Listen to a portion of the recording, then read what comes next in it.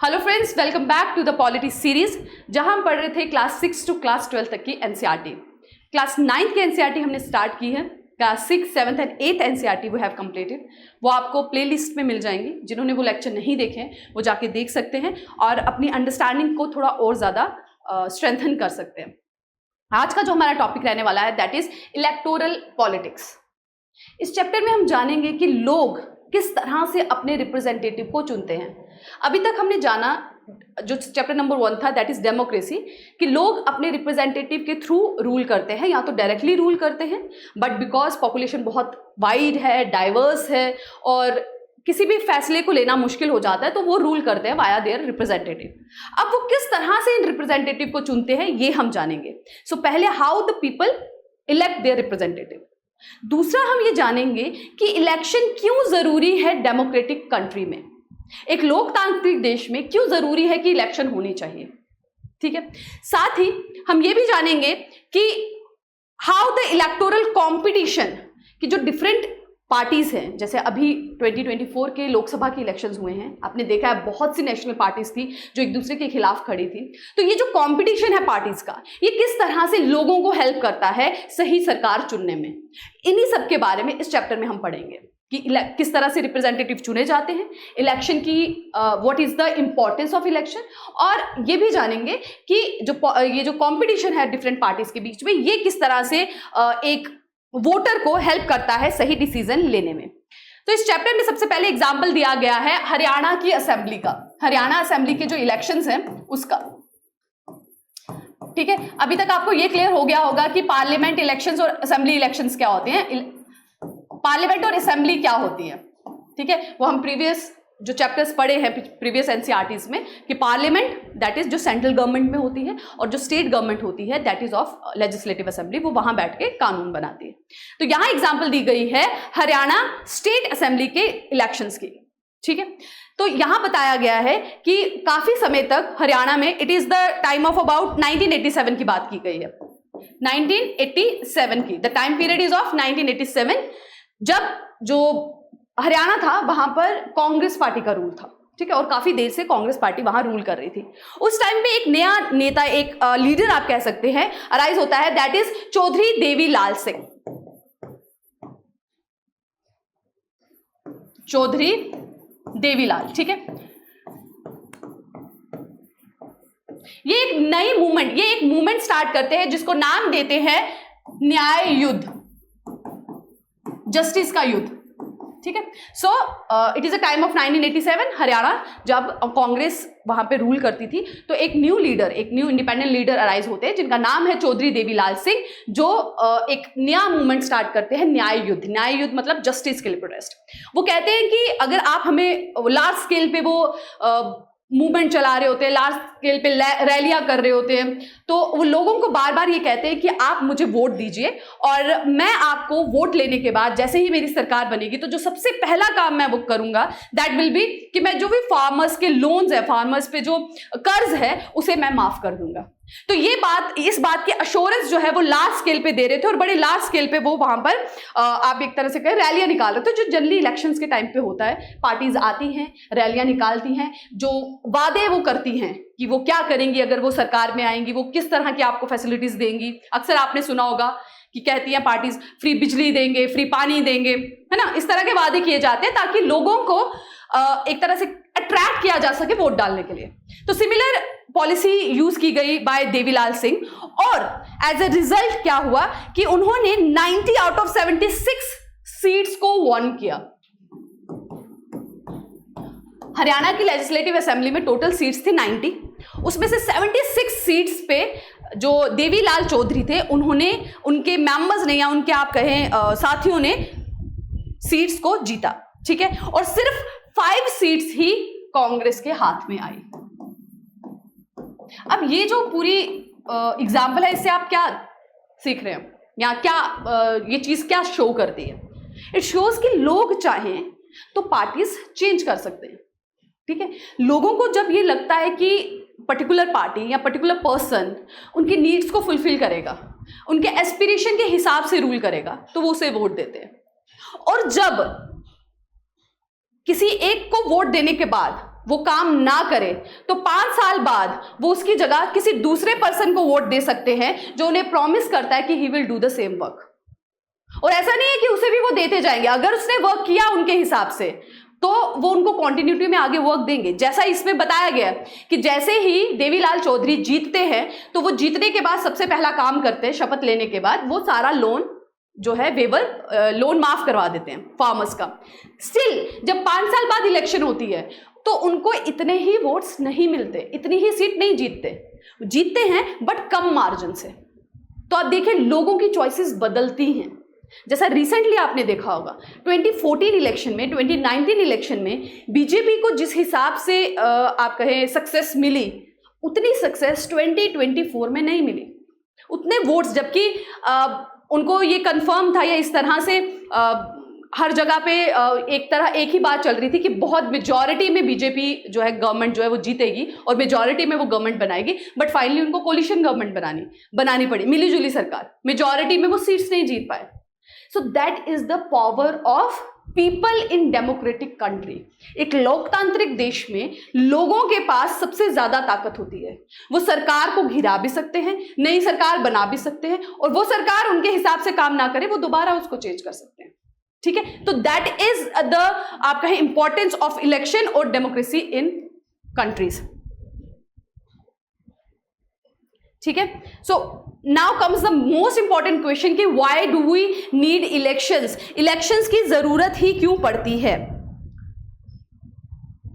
ठीक है, तो इलेक्शन, अब देखिए जैसे अभी हमने हरियाणा का एग्जांपल लिया, तो हरियाणा के एग्जांपल से क्या पता चल रहा है कि पहले कांग्रेस रूल कर रही थी, अब लोगों को लग रहा था कि कांग्रेस उनके हिसाब से काम नहीं कर रही है, जो उनको चाहिए, जो उनकी नीड्स हैं, उनकी बेसिक नेसेसिटीज हैं, हेल्थ, एजुकेशन, ऑक्यूपेशन, पैसा, वर्क, है ना, इन सब के जो बेसिक नेसेसिटीज है उनको फुलफिल नहीं कर पा रही है। तो उसके ऑपोजिट में जो भी लीडर खड़ा होता है, जो उनको विश्वास दिलाता है कि वो उनको ये सब प्रोवाइड करेगा, वो उसे वोट देते हैं। तो ये किस तरह से संभव हो पाता है? It is by the way of elections.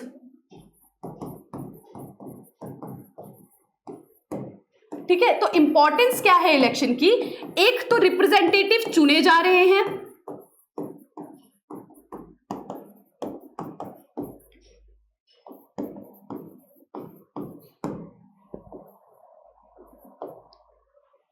ठीक है, एक तो रिप्रेजेंटेटिव जो है चुने जा रहे हैं, साथ ही ये भी डिसाइड हो रहा है कि जो जिन्हें लोग नहीं चाहते, ठीक है, those who are not like by the public, they are not chosen as representative. जो उनके हिसाब से काम नहीं कर रहे हैं वो एज ए रिप्रेजेंटेटिव ना चुने जाए, ये भी इंश्योर करती है इलेक्शन। ठीक है,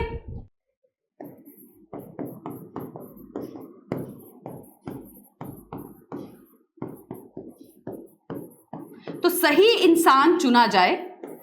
इलेक्शन का क्या इंपॉर्टेंस है कि सही इंसान चुना जाए, जो उनके हिसाब से काम कर रहा है उसे चुना जाए, और जो काम नहीं कर रहा है उसे हटा दिया जाए, उसे ना चुना जाए। So that is the importance of elections. So they can choose who will make laws for them, they can choose who will form the government and take major decisions, and they can choose the party whose policies will guide the government in lawmaking। तो वो choose करेंगे कि कौन सा leader उनके लिए काम करे, उनके लिए डिसीजन ले। ये चूज करेंगे कि कौन सी पार्टी उनको नेतृत्व करे, उनको रूल करे, और यही चूज करेंगे कि कौन गवर्नमेंट बनाएगा।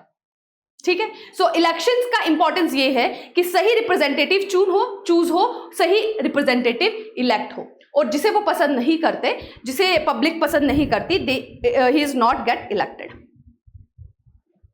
ठीक है, so what makes an election democratic. So ऐसे क्या चीज है जो ये इंश्योर करती है कि जो भी इलेक्शन हो रही है वो डेमोक्रेटिक है, वो सही मायनों पे हो रही है, सही पर्सन को चूज करने के लिए हो रही है। So what make an election democratic. ठीक है, सो तो हमने जैसे डेमोक्रेटिक जो डेमोक्रेसी वाला हमने चैप्टर पढ़ा था, उसमें हमने ये देखा था कि इलेक्शन फ्री एंड फेयर होने चाहिए, है ना। सो जस्ट अ सेक,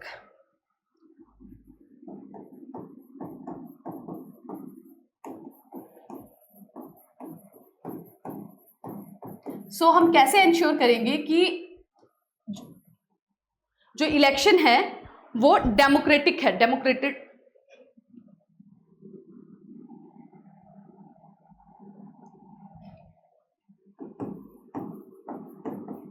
तो सबसे पहला, everybody has right to choose, और ये किस तरह से होगा? यूनिवर्सल एडल्ट फ्रेंचाइज है ना, जो हम ऑलरेडी पढ़ चुके हैं कि अंग्रेजी सरकार के दौरान सबको हक नहीं था चुनने का, सिर्फ वो लोग चुन सकते थे जिनके पास प्रॉपर्टीज होती थी, विमेंस के पास भी राइट नहीं था। तो इलेक्शन सही मायनों में डेमोक्रेटिक तब होगी जब सबके पास हक होगा। डेमोक्रेसी वाले चैप्टर में हमने पढ़ा था कि चाइना में भी इलेक्शंस होते हैं, मैक्सिको में भी इलेक्शंस हुए, लेकिन सबके पास हक नहीं था, सबके पास राइट्स नहीं थे। फिजी में हमने एग्जाम्पल में देखा कि जो राइट है इंडिजिनियस पीपल्स को, जो वहां के लोगों को, वो ज्यादा है एज कंपेयर टू माइग्रेटेड। तो सबसे पहला क्राइटेरिया जो है कि इलेक्शन डेमोक्रेटिक हो, उसके लिए सबके पास वोट करने का हक होगा, जिसका एग्जाम्पल है यूनिवर्सल एडल्ट फ्रेंचाइज जो हमारे देश में है। दूसरा, one person one vote one value.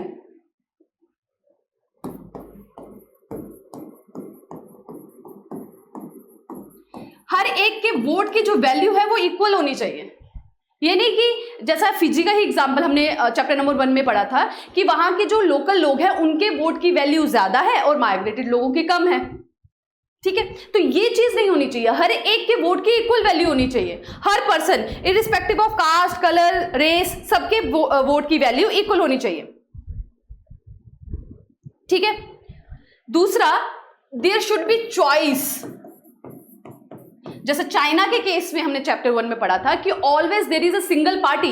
उस पार्टी का अप्रूवल जरूरी होता था कैंडिडेट को इलेक्शन कंटेस्ट करने के लिए। तो लोगों के पास ऑप्शन ही नहीं है, वो किसको वोट देंगे? उनके पास एक ही पॉलिटिकल पार्टी है, उनको मजबूरी में उसी को वोट देना है, कोई और ऑप्शन ही नहीं है। तो चॉइस होनी चाहिए। ठीक है, मल्टीपल, तभी तो ट्रू मायने में कंपटीशन होगा और लोगों के पास चॉइस होगी। और अगर एक पर्सन, एक रिप्रेजेंटेटिव उनकी नीड्स को, उनके एस्पिरेशन को फुलफिल नहीं कर रहा है, तो वो दूसरी पार्टी को, दूसरे पर्सन को चुन पाएंगे। So to be election to be a democratic in a real sense, there should be a choice. Multiple parties होनी चाहिए जो कंटेस्ट करे इलेक्शंस को। ठीक है।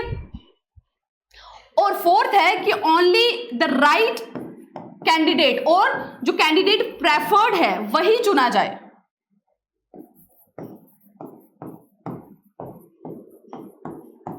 है ना, जिसको मेजॉरिटी वोट मिल रहे हैं वही चुना जाए। किसी भी तरह का अनफेयर मींस यूज करके लोगों को कंपेल ना किया जाए किसी और को चुनने के लिए। ठीक है, जैसा हमने एग्जांपल्स में मल्टीपल कंट्रीज के एग्जांपल जो चैप्टर 1 में हमने देखे थे, जहां पे फोर्स किया, जिसमें जिम्बाब्वे में भी हमने देखा कि एक बार जो पार्टी आ गई वो अपोजिशन पार्टी को ट्रू सेंस में अपना रैलीज निकालने नहीं देती थी। हमेशा हर मीडिया या कोई भी आप प्रोपेगेंडा हो, वो उनके अगेंस्ट चलाया जाता था। हर जगह रूलिंग पार्टी को आप कहे उनकी तारीफ की जाती थी और ऑपोजिशन पार्टी को डिग्रेड किया जाता था। तो ऐसा नहीं होना चाहिए। हमेशा जो सही कैंडिडेट है, जो लोगों द्वारा पसंद किया जा रहा है, प्रेफर किया जा रहा है, वही चुना जाना चाहिए। That is the true sense of elections. ठीक है। और सबसे important, last but not the least, that is free and fair election.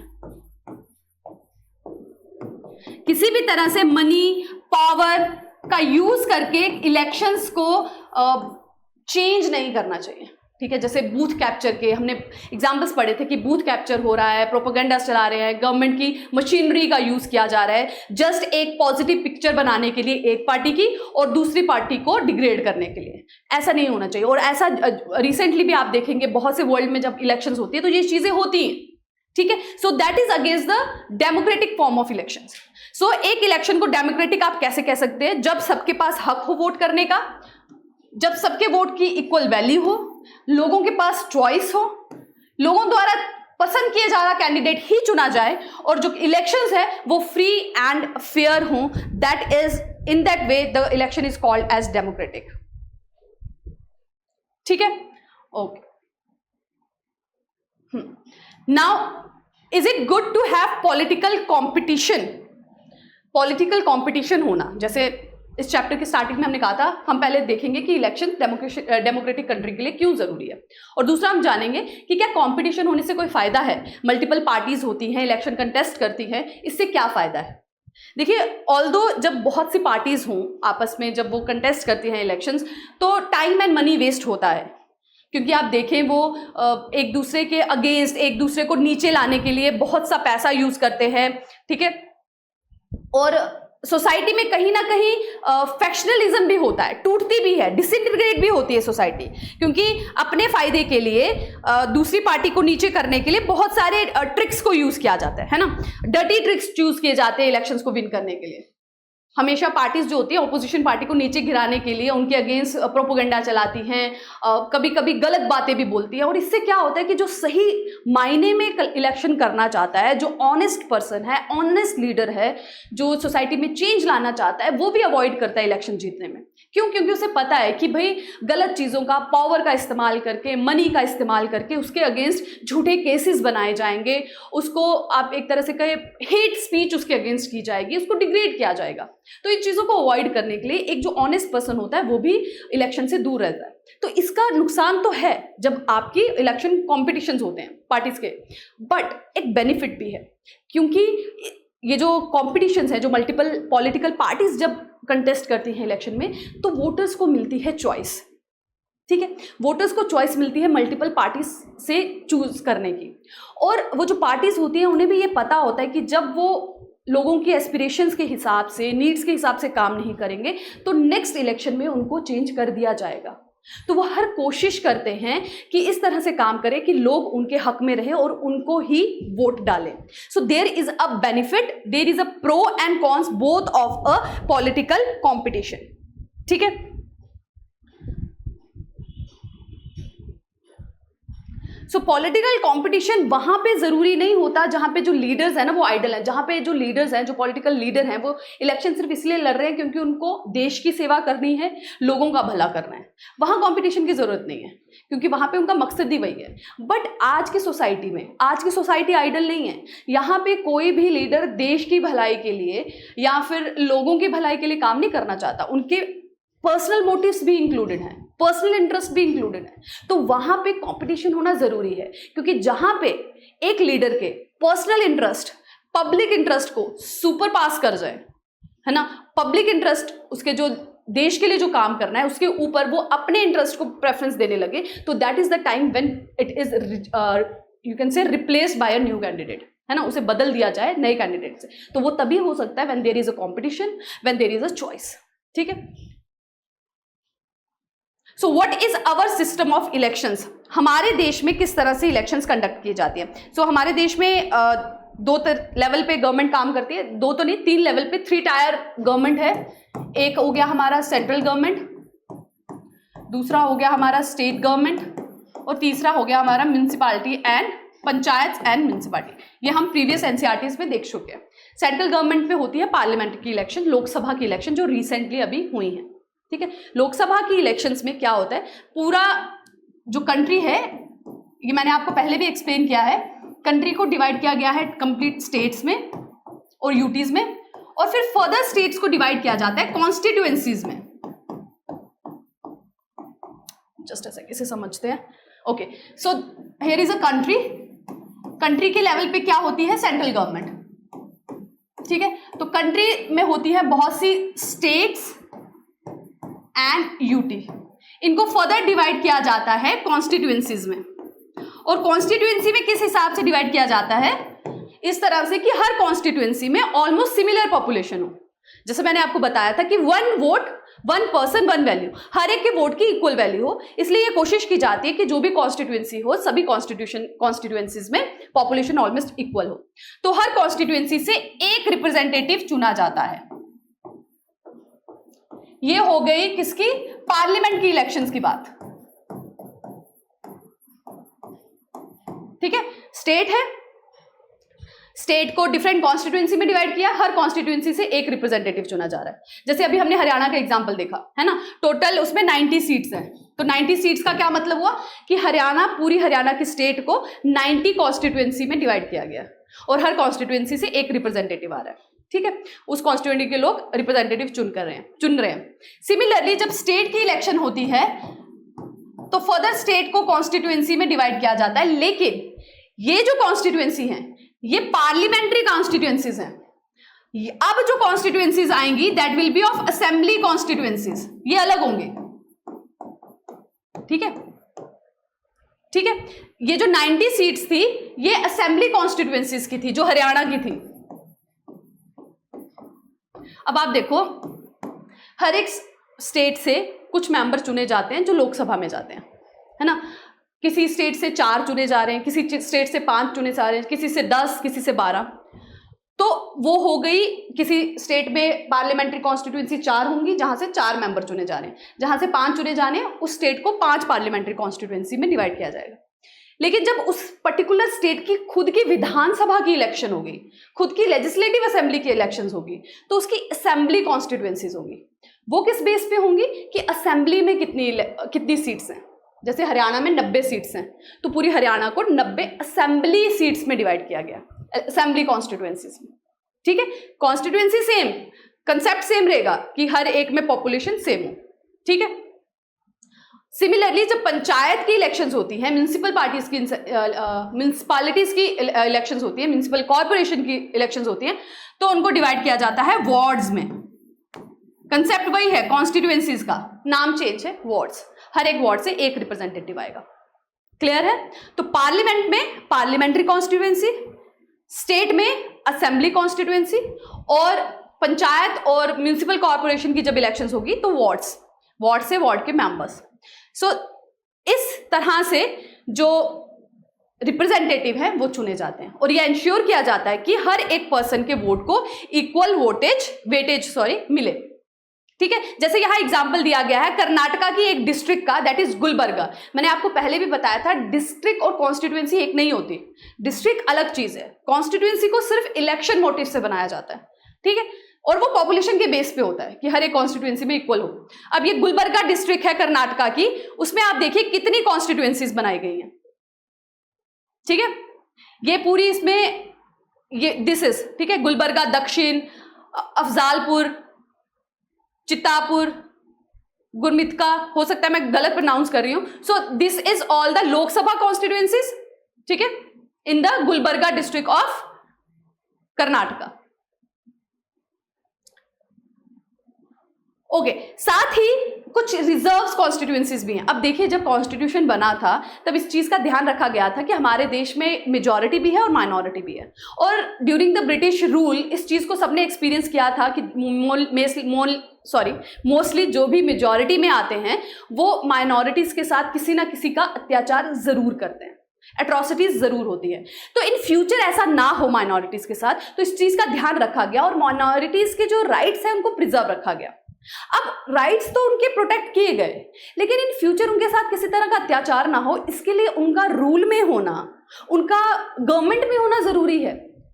अब जीतेगा तो वो जो मेजॉरिटी में होगा, और मेजॉरिटी में तो अलग लोग होंगे, माइनॉरिटी वाले तो कभी नहीं जीत सकते क्योंकि उनकी तो पॉपुलेशन ही कम है। तो कैसे इंश्योर किया जाए कि वो भी गवर्नमेंट में आए? इसके लिए उनके लिए कुछ सीट्स रिजर्व की गई। ठीक है, रिजर्वेशन, जैसे आप जॉब्स में देखते हैं, जैसे आप एजुकेशन में देखते हैं, उसी तरह से इसमें पार्लियामेंट में, लेजिस्लेटिव असेंबली में भी रिजर्वेशंस रखी गई हैं माइनॉरिटीज के लिए। ठीक है, अब आप देखेंगे जैसे 1/3 of total seats of panchayat और municipal corporation are reserve for womens. औरतों के लिए 1/3 जो टोटल सीट्स हैं पंचायत और म्युनिसिपल कॉर्पोरेशंस की, उसकी 1/3 सीट्स जो है विमेन्स के लिए रिजर्व की जाती है ताकि उनको भी इक्वल रिप्रेजेंटेशन मिले। उसी तरह से एससी और एसटीज के लिए भी रिजर्व की गई हैं। जैसे 84 सीट्स लोकसभा में रिजर्व की गई हैं एससी के लिए, और 47 सीट्स रिजर्व की गई हैं एसटी के लिए। SC schedule caste and ST is schedule tribe. ठीक है, टोटल सीट्स कितनी है लोकसभा में? Total seat is 543। तो 543 में से 84 सीट्स जो हैं वो एससी की हैं और 47 जो है एसटी की हैं। तो इस तरह से इंश्योर किया जाता है कि माइनॉरिटीज भी गवर्नमेंट में आए, ताकि कोई भी रूल उनके हित में बनाना हो तो बनाया जा सके, और कोई ऐसा कानून हो जो कहीं ना कहीं उनको अफेक्ट करता हो तो उनके खिलाफ आवाज उठाने के लिए वहां उनके रिप्रेजेंटेटिव हो। ठीक है, so this is the way there is reservation for the minorities. Now coming towards the voter list. Voter list क्या होती है? ये वो लिस्ट है जहां पे एक पर्टिकुलर रीजन के जितने भी लोग हैं जो एलिजिबल हैं वोट करने के लिए, that are their name are written down. ये एक लिस्ट होती है, हर एक स्टेट की लिस्ट होती है जहां पे उसको हर बार चेक किया जाता है, उसको टैली किया जाता है, और जो नए वोटर्स 18 साल को क्रॉस कर रहे होते हैं, जो भी नए सिटीजन्स, उनका नाम वोटर लिस्ट में एंटर किया जाता है, और जो लोग डेथ की वजह से या माइग्रेशन की वजह से जा रहे होते हैं उनका नाम डिलीट किया जाता है। तो हर बार जो है, हर 5 साल के बाद, क्योंकि इलेक्शन जो है असेंबली की इलेक्शन हो या पार्लियामेंट की इलेक्शन हो, हर 5 साल बाद होती हैं, पंचायत की इलेक्शन भी 5 साल बाद होती है, तो हर 5 साल के बाद इस वोटर लिस्ट को रीचेक किया जाता है। इसको दोबारा से आप एक तरह से कहें चेक करके जो भी डिलीशंस और एंटर करना हो वो किया जाता है। न्यू नेम्स एंटर किए जाते हैं, और जो लोग डेथ की वजह से या माइग्रेशन की वजह से चले जाते हैं उनका नाम हटा दिया जाता है। ठीक है, ओके। नाउ अब epic that is election photo identity card. अब से जो है election photo identity card issue किए जाते हैं ताकि कोई भी किसी की जगह पे वोट ना डाले। ऐसा भी देखा गया था कि अक्सर होता था कि वोटर कार्ड किसी का है और वोट डालने कोई गया है, तो इस चीज़ को अवॉइड करने के लिए इलेक्शन कमीशन ने दिया था इलेक्शन फोटो आइडेंटिटी कार्ड, ये इशू किया जाता है। ठीक है, साथ ही there is a concept of nomination of candidates. So what is the nomination of candidates? It is कि जो हमारे देश में हर एक पर्सन को राइट है कि वो इलेक्शन कंटेस्ट कर सकता है। जैसे वोट डालने का हक सबको है 18 साल के ऊपर, लेकिन अगर आप इलेक्शन कंटेस्ट करना चाहते हैं तो लोकसभा के इलेक्शन के लिए you need to be above the 25 years, और राज्यसभा के इलेक्शन के लिए you need to be above 30 years, तब आप इलेक्शन कंटेस्ट कर सकते हैं। और इलेक्शन कंटेस्ट करने के लिए आपको अपना नॉमिनेशन फॉर्म जो है वो भरना होता है, वो आपको जो इलेक्शन कमीशन है उसे देना होता है, अपनी पूरी डिटेल उनको बतानी पड़ती है, कोई क्रिमिनल रिकॉर्ड तो नहीं है, कितनी प्रॉपर्टी है, कितनी आय है आपके पास, कितनी संपत्ति है, ये सब जो क्लैरिफिकेशन है, एजुकेशन क्वालिफिकेशन क्या है, ये सब आपको अपने नॉमिनेशन फॉर्म पे फिल करके देना होता है इलेक्शन कमीशन को। और इस वे से this is the example of that, और इस वजह से हमारे देश में यह इंश्योर किया गया है कि कोई भी पर्सन, एक तो वोट करने का सबको अधिकार है, साथ ही इलेक्शन में खड़े होने का भी सबको अधिकार है। Everybody has right to contest for elections. Now coming towards the election campaign, जो रिसेंटली आपने देखे होंगे ऑन अ लार्ज स्केल। जब भी इलेक्शन स्टार्ट होते हैं तो लोगों को अट्रैक्ट करने के लिए कि वो उनको ज़्यादा से ज़्यादा वोट करें, हर पॉलिटिकल पार्टी कैंपेन चलाती है, रैलियां चलाती है, मीटिंग्स करती है, पब्लिक मीटिंग्स, भाषण देती है, अपने मैनिफेस्टोज लाती है। मैनिफेस्टोज क्या होते हैं? जिसमें वो बताते हैं कि अगर वो रूल में आएंगे तो वो क्या क्या करेंगे, क्या क्या एम्स हैं उनके, क्या क्या वादे हैं उनके। ठीक है, तो इलेक्शन कैंपेन जनरली स्टार्ट हो जाता है उसी टाइम से जब अनाउंस्ड होती हैं इलेक्शन, और जब तक इलेक्शंस कंडक्ट होना स्टार्ट नहीं होती तब तक ये इलेक्शन कैंपेन चलता है। लेकिन इलेक्शन कैंपेन में ये भी ध्यान रखा जाता है कि किसी भी तरह से जो गवर्नमेंट की मशीनरी है उसका मिसयूज ना हो। इस चीज़ का ध्यान रखा जाता है कि रूलिंग गवर्नमेंट को किसी भी तरह से बेनिफिट ना मिले कि वो गवर्नमेंट मशीनरी को यूज़ कर रही है। ठीक है, इस चीज़ पे रोक है, लेकिन स्टिल यूज़ किया जाता है। आप देखेंगे लार्ज स्केल पे न्यूज़ हो, चैनल्स हो, हर जगह आप एक तरह से प्रोग्राम्स होते हैं, मीटिंग्स होती है, अनाउंसमेंट्स होती हैं रिगार्डिंग द इलेक्शंस, और बड़े बड़े आप कहें ना स्लोगन्स भी लगाए जाते हैं। जैसे कांग्रेस ने at the time of Indira Gandhi government गरीबी हटाओ, उनका जो मेन स्लोगन था दैट वाज गरीबी हटाओ। उसी तरह से land to the tiller, left front government का जो स्लोगन था। तो इस तरह से जो बड़े बड़े स्लोगन्स हैं ना वो बनाए जाते हैं ताकि लोगों को अट्रैक्ट किया जाए, वो उनको ज़्यादा से ज़्यादा वोट करें। ठीक है, then comes the polling and the counting of the vote. अब वोटर लिस्ट बन गई जिन्होंने वोट डालना है, नॉमिनेशन होगी कैंडिडेट्स की, इलेक्शन कैंपेन भी हो गए, फाइनली आता है वोट डालने का दिन। पहले वोटिंग होती थी बैलेट पेपर के थ्रू, एक पर्ची होती थी, उस पर आप नाम लिखते थे पार्टीज का जिसको भी आपको वोट देना, और वो आप बैलेट पेपर पे डालते थे। बट फिर बहुत से इंस्टांसेस हुए जिसमें बैलेट पेपर को चोरी कर लिया गया, तो जिससे इलेक्शन जो है वो फ्री एंड फेयर नहीं हुए। तो फिर इंट्रोड्यूस हुई जो electric voting machine. Comment section में आप मुझे बताएंगे कि पहली बार ईवीएम हमारी कौन सी इलेक्शन में यूज की गई थी। ठीक है, सो ईवीएम को इंट्रोड्यूस किया गया। अभी भी जो भी इलेक्शंस हुए हैं that is the via the way of EVM. ये थोड़ा आप कहें एक तरह से टेक्नोलॉजिकल प्रोसेस के थ्रू इलेक्शंस को कंडक्ट कराना हुआ, जिससे ट्रांसपेरेंसी को थोड़ा ज़्यादा इंश्योर किया जा सकता है, थोड़ा ज़्यादा फ्री एंड फेयर इलेक्शंस को इंश्योर किया जा सकता है। लास्ट में होती है counting of votings and the result is announced. ठीक है, नाउ कमिंग की what makes election in India democratic. हमारे देश में जो इलेक्शंस हैं वो डेमोक्रेटिक है, ये किस तरह से होते हैं? जैसे मैंने आपको बताया था कि 5 हमने डिस्कस किया था कि किसी भी इलेक्शन को डेमोक्रेटिक कहलाने के लिए हमारे पास 5 चीजें होना जरूरी हैं। What is that? कि सबके पास राइट है, तो हमारे देश में यूनिवर्सल एडल्ट फ्रेंचाइज है, तो आवर इलेक्शंस इज डेमोक्रेटिक। दूसरा है 1 पर्सन 1 वोट 1 वैल्यू, तो हमारे देश में कॉन्स्टिट्यूएंसीज बनाई जाती है इस तरह से कि सब में इक्वल पॉपुलेशन हो, तो that is also the example कि हमारी इलेक्शंस डेमोक्रेटिक है। फिर आता है चॉइस, तो हमारे यहाँ पे पॉलिटिकल कॉम्पिटिशन है, मल्टीपल नेशनल पार्टीज हैं, स्टेट पार्टीज हैं, इलेक्शन कंटेस्ट करती हैं, choice is there. Right candidate is elected, ये भी है, हर बार देखेंगे आप हर 5 साल बाद सरकार चेंज होती है, बहुत रेयरली ऐसा होता है कि कॉन्टिन्यूटी में सरकार चले, अगर जीतेगी भी तो उतने वोट्स नहीं मिलते, तो इट शोज कि चेंजेस आते हैं। And last, free and fair election, और फ्री एंड फेयर इलेक्शन को एंश्योर करने के लिए हमारे देश में बनाई गई है एक commission, that is election commission under article 324। ये कॉन्स्टिट्यूशनल ऑफिस है, इसका जो मेंशन है वो कॉन्स्टिट्यूशन में है और ये इंडिपेंडेंट है। एक बार जब इसे बना दिया जाता है, इलेक्शन कमीशन में एक इलेक्शन कमिश्नर होता है और 2 असिस्टेंट कमिश्नर होते हैं, और इनको अपॉइंट किया जाता है बाय प्रेसिडेंट। एक बार जब ये अपॉइंट हो जाते हैं तो इनको निकाला नहीं जा सकता बाय एनी गवर्नमेंट का इनके काम में कोई इंटरफेरेंस नहीं होता है। इलेक्शन कैसे कंडक्ट करानी है, कैसे होगी, ये सब इनका डिसीजन होता है और government is bound to follow their decisions. Election जब जितने टाइम तक इलेक्शन कंटिन्यू रहती है, सिर्फ रूल रहता है इलेक्शन कमीशन का, ठीक है। जो कोड ऑफ कंडक्ट बनाया जाता है वो भी एंश्योर करना कि कोड ऑफ कंडक्ट फॉलो हो, सारी पार्टीज उसे फॉलो करें, that is also ensured by election commission. Code of conduct क्या है? कोड ऑफ कंडक्ट एक सेट ऑफ रूल्स है जो सभी पॉलिटिकल पार्टीज एग्री करती हैं जिन पे, कि जब इलेक्शन स्टार्ट होंगी तब हम इन रूल्स को फॉलो करेंगे।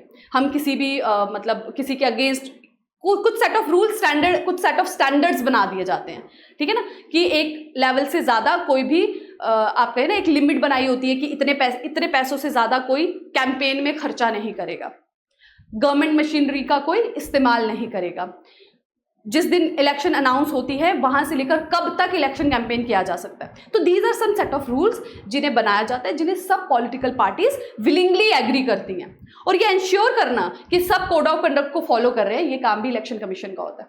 सो इलेक्शन कमीशन इंडिपेंडेंट है। इंडिपेंडेंट किस कंटेक्स्ट में? प्रेसिडेंट चुन रहा है, ठीक है, गवर्नमेंट का कोई रोल नहीं है, गवर्नमेंट उसे हटा नहीं सकती, गवर्नमेंट उसको डिसमिस नहीं कर सकती, गवर्नमेंट सैलरीज पे गवर्नमेंट का कोई कंट्रोल नहीं है, that is also from the constitution, ठीक है। सो दिस इज द वे जहां से फ्री और फेयर इलेक्शन एंश्योर होती है।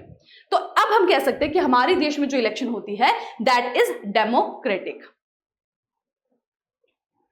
नेक्स्ट आता है द पॉपुलर पार्टिसिपेशन, ठीक है। दिस इज कि फाइनल जब वोटिंग हो जाती है तो आपने देखा होगा कि न्यूज़ में बताते हैं कि इतने प्रतिशत वोट डले, तो वहां पे बताते हैं कि कितने लोग वोट डालने आए।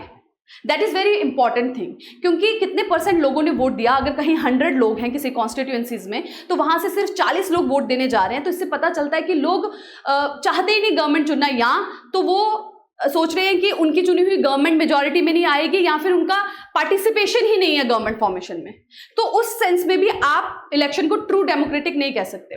अगर आप यूएस की या वेस्टर्न कंट्रीज की इलेक्शंस देखेंगे तो लोगों की पार्टिसिपेशन इन ईयर्स डिक्रीज हुई है, बट हमारे देश में पार्टिसिपेशन या तो सेम रही है या तो बढ़ी है। अक्सर लोग बढ़ चढ़कर भाग लेते हैं, क्यों? क्योंकि उनको पता है कि उनके द्वारा चुनी गई गवर्नमेंट, अगर वो ज्यादा से ज्यादा वोट डालेंगे तो जिसे वो गवर्नमेंट में लाना चाहते हैं वही आएगा, ठीक है। So public participation is also important and our country is the representative of that, ठीक है।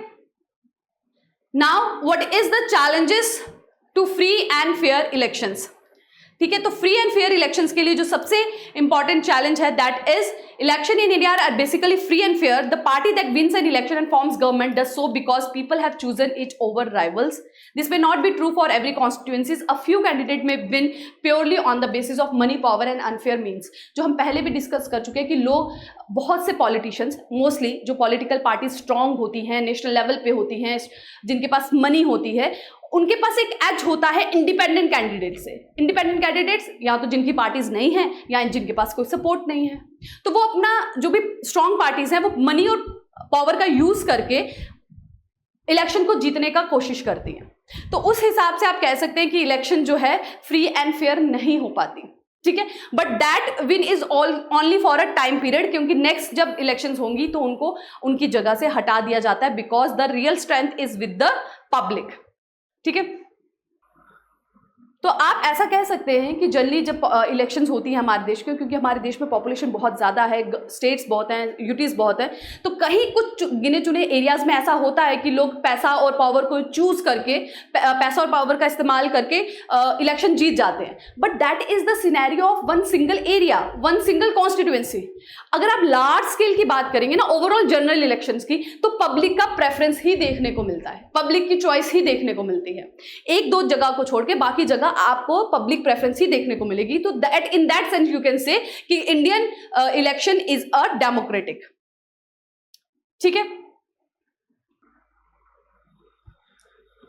So that is about the election system. हमने आज के इस पूरे चैप्टर में, दैट इज इट, इसके आगे यस देयर इज नथिंग। तो हमने आज के पूरे चैप्टर में ये अंडरस्टैंड किया कि इलेक्शंस को डेमोक्रेटिक कैसे कह सकते हैं, किस तरह से इलेक्शन कंडक्ट की जाती है, कौन सी कमीशन है जो इलेक्शन कंडक्ट कराती है, इलेक्शन ज़रूरी क्यों हैं, और फ्री एंड फेयर इलेक्शंस कराने के लिए क्या क्या नेसेसिटीज़, क्या क्या प्री रिक्विजिट्स होते हैं। So that is it for today's lecture. इसी के साथ हमारा chapter number 3 of class 9th NCERT खत्म होता है। मिलेंगे नेक्स्ट वीडियो लेक्चर में एक नए चैप्टर के साथ। Till then take care, thank you.